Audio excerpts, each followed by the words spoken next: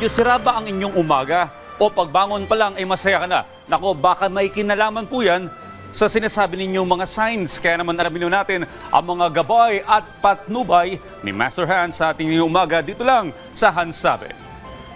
Rise and shine mga ka-RSP! Narito na po ang araw-araw inaabangang mga gabay, patnubay para lahat, prediksyon ni Master Hans Kua ngayong araw ng Lunes, January 20, Monday.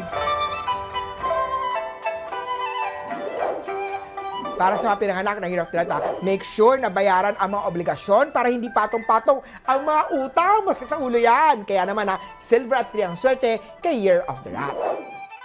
Para sa mga Year of the Ox, may mga forces nalilinis sa mga third-party relationship, infidelity at iba pang illicit love affair. It is a cleansing for the better. About time na rin to settle down, lalo na sa matatagal na ang relationship. Brown at 4 ang swerte kay Year of the Ox. Eto naman tayo kay Year of the Tiger, palakasin ang immune system with acupuncture or other alternative medicine para sa mga nais na mga natural na healing. Orange at 1 ang swerte kay Year of the Tiger. Sa mga Year of the Rabbit naman tayo, don't give up and keep being positive. Expect a bumpy ride na layered na mga good at bad lucks. Pink at 5 ang swerte kay Year of the Rabbit. Sa Year of the Dragon naman tayo kung lagi may masakit ang pamilya mo at hindi tumatalab ang nireseta ni doktor. Itong Year of the Dragon, baka may mali feng shui sa bahay. Try nyo po magpakonsulta, imbitahan si Master Hans Kua na mag-feng shui, mag-cleansing ng iyong bahay. Yellow at 2 ang swerte kay Year of the Dragon. Para naman sa Year of the Snake, may techniques ang bawat isa in earning money. Ang resources mo ay dapat ilaan sa responsibilities mo. Blue at 3 ang swerte kay Year of the Snake. Sa mga pinanganak ng Year of the Horse, maging wais sa mga investment at huwag masyadong makipag-trending. Gaganda ulit ang flow ng pera. Red at 8 ang swerte kay Year of the Horsey. Kay Goat naman tayo sa mga bagong lipat ng trabaho. Mga ngapa sa bagong trabaho and no one will seem to help you. Expect some problem sa workplace. Sa simula lang naman yan. Green at 6 ang swerte kay Year of the Goat.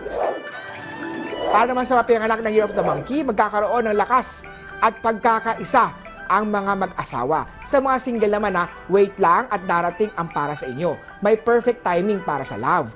Purple at 9 ang swerte kay Year of the Monkey. Sa mga pinanganak ng Year of the Rooster, makakaramdam ng mga minor illness dala ng pabagong-bagong change of weather. Better na mag-stock up na ng mga over-the-counter medication tulad ng mga gamot sa ubo at sipon. White at 7 ang swerte kay Year of the Rooster.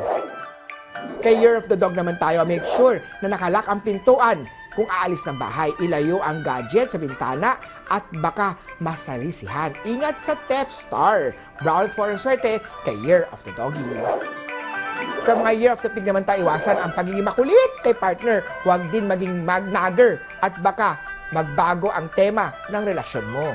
Silver at 3 ang swerte kay Year of the Piggy. Muli po, ito po yung mga gabay patnubay para lahat, prediksyon lamang ni Master Hans Kua. Nasa inyong mga kamay nasa lalay ang inyong tagumpay. Kaya always be positive at i-claim ang mga swerte, mga ka-RSP.